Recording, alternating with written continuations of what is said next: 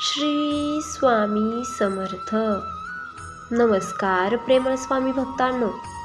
आजच्या पुण्य दिवशी मी तुला माझा आशीर्वाद प्रदान करण्यासाठी आलो आहे.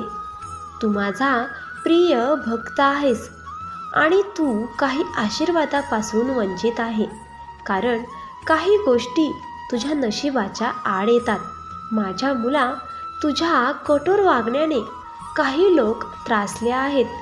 ते गुप्तपणे तुमचा हेवा करत आहेत आणि तुम्ही बदलत आहात असे त्यांना वाटते. ते म्हणत आहेत की तुम्ही अहंकारी झाला आहात.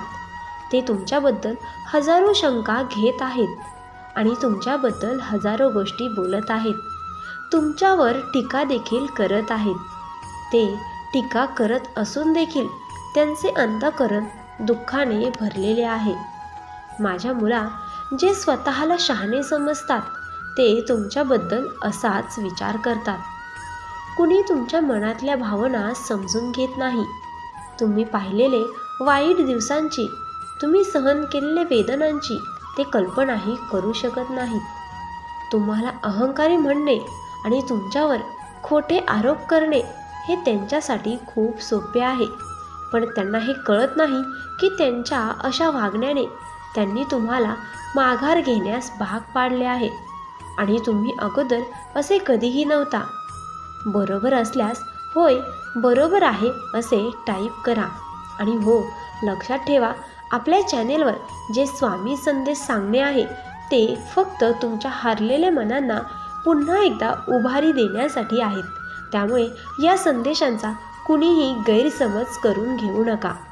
चला तर मग आपल्या स्वामींच्या संदेशाला सुरुवात करूया. तुम्हाला सर्वांशी बोलणे, मन मोकळेपणाने जगणे आवडते, पण लोकांचे कारस्थाने तुम्हाला बदलून टाकले आहे. तुम्ही एका गोष्टीचा विचार केला आहे का?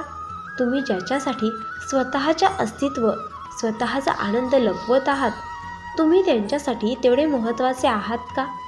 मग त्यांच्यासाठी तुम्ही तुमचा आनंद, तुमचा उत्साह, तुमचा मोकळेपणा का लपवून ठेवता?